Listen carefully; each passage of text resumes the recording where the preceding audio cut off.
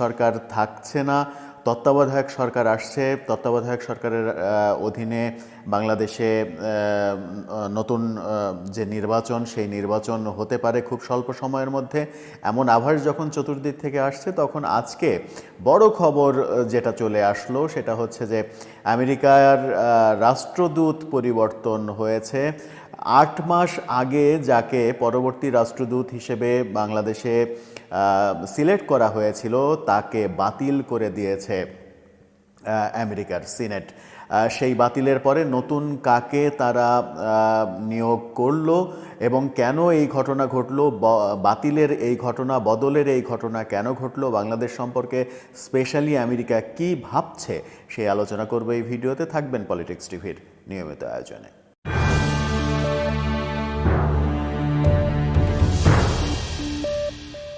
দর্শক, মূল ভিডিও শুরু করার আগে একটা প্রসঙ্গে ক্ষমা চেয়ে নিচ্ছি। গতকালকের ভিডিওতে আমরা ভুলবশত কানাডার প্রধানমন্ত্রীকে ব্রিটেনের প্রধানমন্ত্রী হিসেবে বলেছিলাম। এই অনিচ্ছাকৃত ভুলের জন্য আনুষ্ঠানিকভাবে আপনাদের কাছে ক্ষমা চেয়ে নিচ্ছি। আশা করি এই ধরনের অনিচ্ছাকৃত ভুল থেকে আমরা বিরত থাকতে পারবো।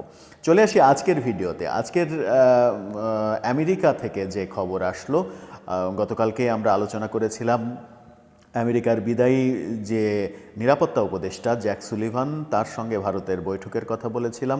ডক্টর ইউনূস সরকার থাকতে পারছে কি পারছে না সেই আলোচনা তাদের মধ্যে হয়েছে, তেমনটা বলেছিলাম। ডক্টর ইউনূসের সেফ এক্সিটের কথা আমেরিকা ভাবছে, সেরকম আলোচনা ভারত থেকে বিভিন্ন মাধ্যমে, ভারতের বিভিন্ন গণমাধ্যম বলছে, সেই আলোচনা করেছিলাম। যদি সেগুলো সত্য হয় তাহলে আর এক ধাপ এগিয়ে আমেরিকা বাংলাদেশ ব্যাপারে সিদ্ধান্ত নিল। 8 মাস আগে বাংলাদেশে আমেরিকার রাষ্ট্রদূত হিসেবে সিলেক্ট করা হয়েছিল ডেভিড মিলকে। ডেভিড মিলি, তাকে, তিনি চীনের উপরাষ্ট্রদূত ছিলেন। তাকে 8 মাস আগে যখন সিলেক্ট করা হয়েছিল যে বাংলাদেশের পরবর্তী রাষ্ট্রদূত তিনি হবেন, 8 মাস পরে এসে কানাডার মানে আমেরিকার যে সিনেট, সেই সিনেটে তার নিয়োগ পাশ হয়নি, তার নিয়োগ বাতিল হয়ে গেছে। তার নিয়োগ বাতিল হয়ে যাওয়ার পরে যাকে নিয়োগ দেওয়া হয়েছে তার নাম ট্রাসি জ্যাকবসন। ট্রাসি জ্যাকবসনকে বাংলাদেশের পরবর্তী রাষ্ট্রদূত হিসেবে নিয়োগ দেওয়া হলো।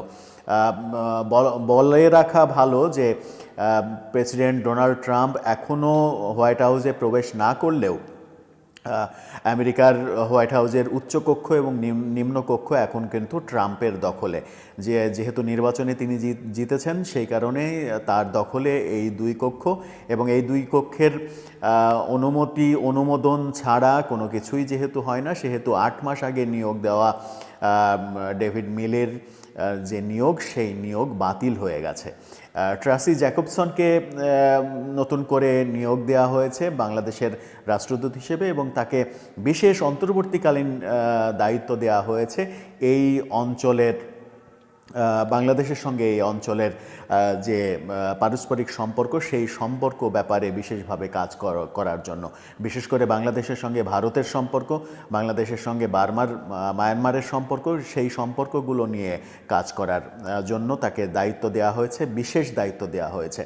বাংলাদেশের সঙ্গে ভারতের যে সম্পর্ক, সেটাই এখন সবথেকে গুরুত্বপূর্ণ ইস্যু বাংলাদেশের রাজনীতিতে। কারণ বাংলাদেশের রাজনীতির যে টালমাটাল অবস্থা, বাংলাদেশে বর্তমান অন্তর্বর্তীকালীন সরকার থাকবে কি থাকবে না, সংবিধান অনুযায়ী, সংশোধিত সংবিধান অনুযায়ী তত্ত্বাবধায়ক সরকার আসবে কি আসবে না, ডক্টর ইউনূস পদত্যাগ করবেন কি করবেন না, এরকম অনেক প্রশ্ন যখন সামনে আসলো, তখন আমেরিকার রাষ্ট্রদূত বদল হলো।